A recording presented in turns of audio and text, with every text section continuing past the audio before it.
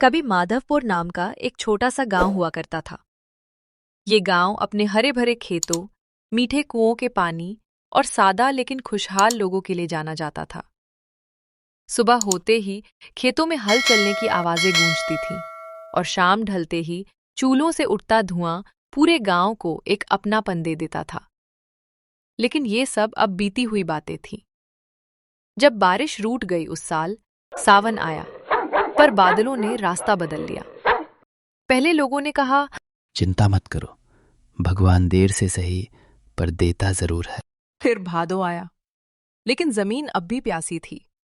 खेतों में दरारें पड़ने लगीं, तालाबों का तल दिखने लगा, कुओं की रस्सियां सूखी लौटने लगीं।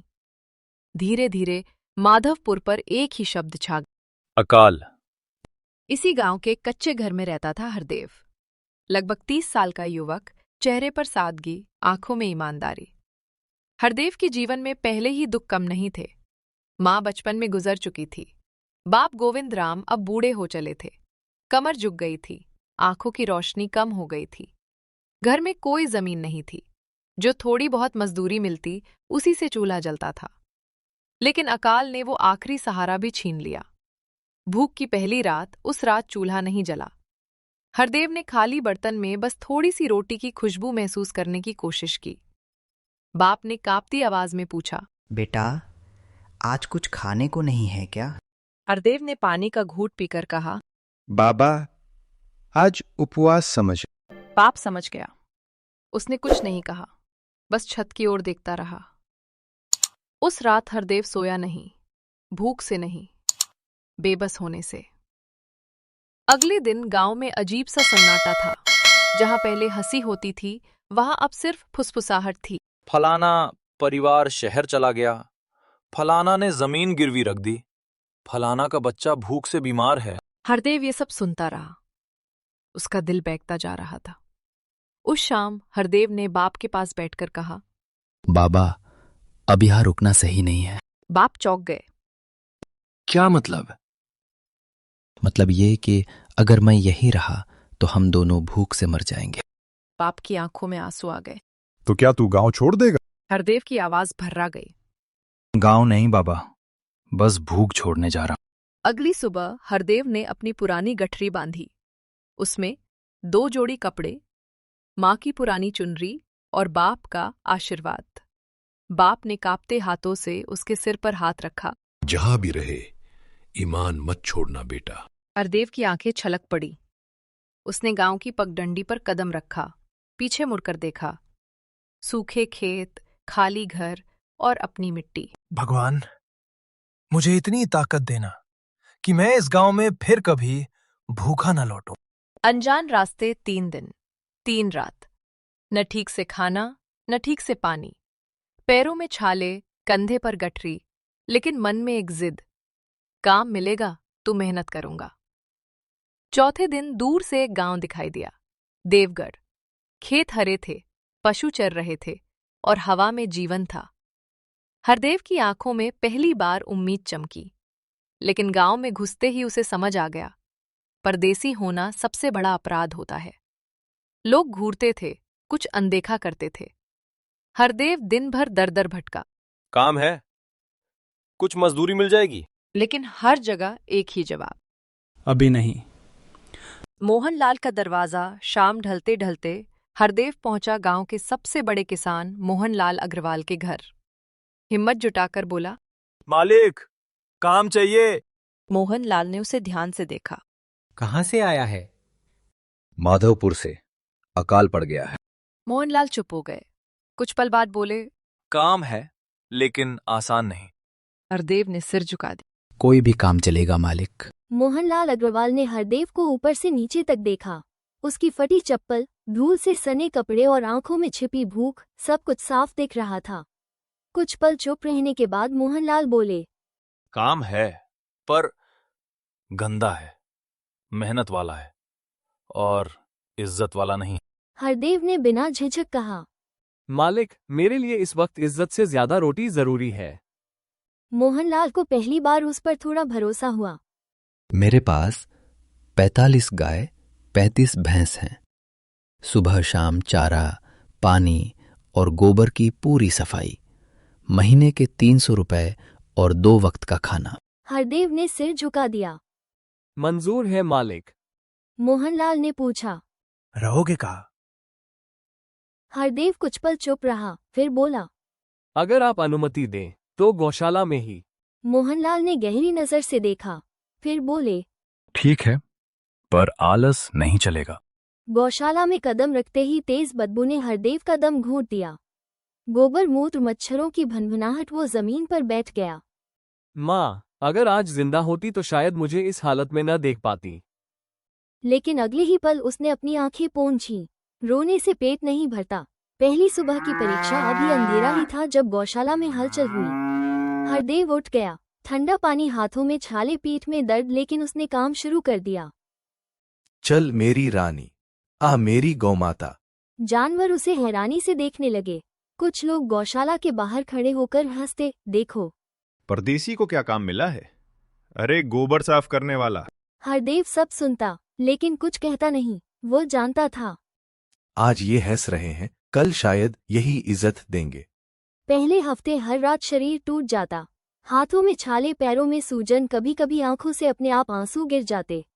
लेकिन हर सुबह वो फिर उठता। जानवरों का भरोसा धीरे धीरे गायें उसे पहचानने लगी। अगर देर हो जाए तो आवाज करने लगती। हरदेव मुस्कुराकर कहता, आ गया, तेरा हरदेव आ गया। मोहनलाल चुपचाप सब देख रहा था। दूध बढ़ रहा था, बीमारियां कम हो रही थी। एक दिन उसने कहा, लगता है तू काम से नहीं डरता। हरदेव ने बस इतना कहा। डर तो सिर्फ भूख से लगता है मालिक। 6 महीने बाद मोहनलाल ने बुलाया। आज से तेरी मजदूरी 600 रुपए। हरदेव के हाथ कांपने लगे। इतना ज्यादा? ईमानदारी की कीमत होती है। उस रात हरदेव ने पेट भरकर खाना खाया। गौशाला की बदबू अब उतनी चुभती नहीं थी। वो आसमान की ओर देखता रहा। माँ, आपकी सीख काम आ रही है। समय किसी का इंतजार नहीं करता। दिन महीनों में बदलते गए और महीने सालों में। हरदेव अब देवगढ़ गांव में कोई अनजान चेहरा नहीं रहा था। वो वही हरदेव था जो कभी परदेसी था और आज अपनी मेहनत से गांव का जाना पहचाना नाम बन चुका था। मेहनत की पहचान, सुबह अंधेरा हो या शाम ढल चुकी हो, हरदेव हमेशा समय पर गौशाला में होता। गाय अब उसे देखकर खुद ही उठ खड़ी होती, वैसे उसकी आवाज पहचानती। आ गया हमारा हरदेव। जैसे जानवर भी कह रहे हों। मोहनलाल सब देख रहा था। दूध की मात्रा बढ़ चुकी थी। दूध की गुणवत्ता ऐसी थी कि शहर से व्यापारी खुद चलकर आने लगे। एक दिन मोहनलाल ने गांव की चौपाल पर कहा, अगर आज मेरी गौशाला चल रही है तो उसके पीछे सिर्फ एक नाम है, हरदेव। लोग चौंक गए। तनख्वाह में बढ़ोतरी। उसी दिन मोहनलाल ने हरदेव को बुलाया। आज से तेरी मजदूरी 600 रुपए नहीं, 900 रुपए होगी। हरदेव की आंखें भर आईं। मालिक, इतना काफी है। मोहनलाल ने गंभीर आवाज में कहा। ईमानदार आदमी को कम देना पाप है।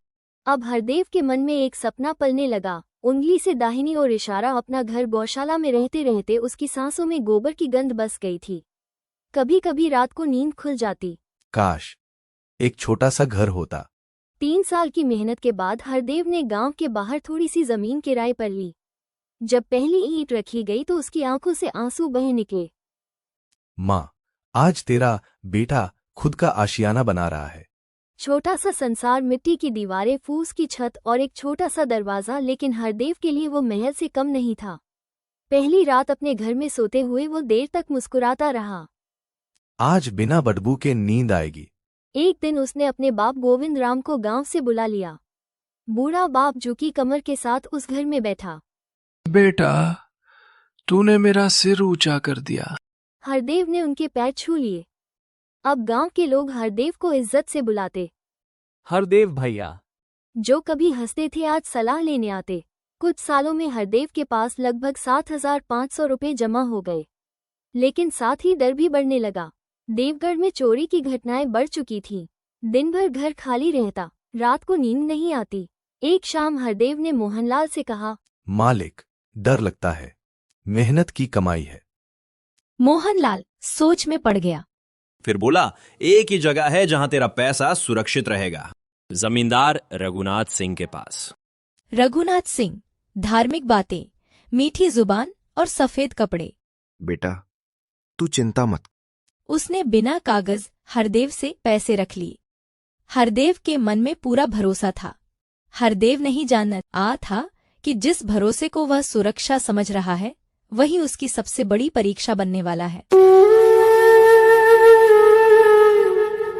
जिस पैसे को हरदेव ने अपनी रातों की नींद, हाथों के छाले और सालों की मेहनत से कमाया था, वह अब जमींदार रघुनाथ सिंह के पास था।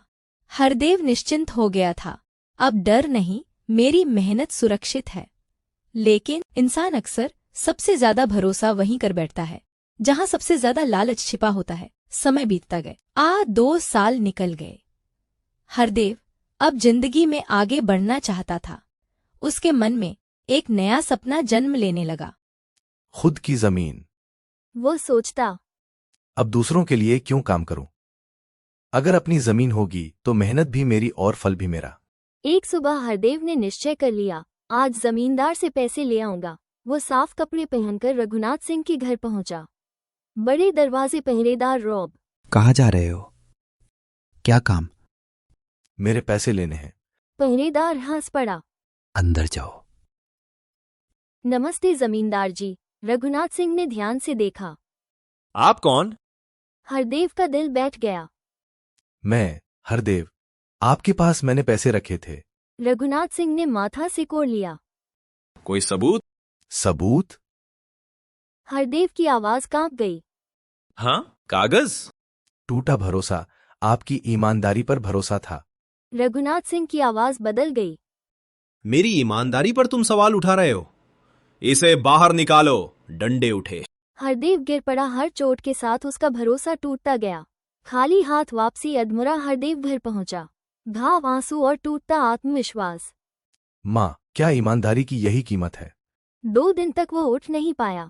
मोहनलाल को चिंता हुई। जब हरदेव ने सब बताया तो मोहनलाल की आंखें लाल हो गईं।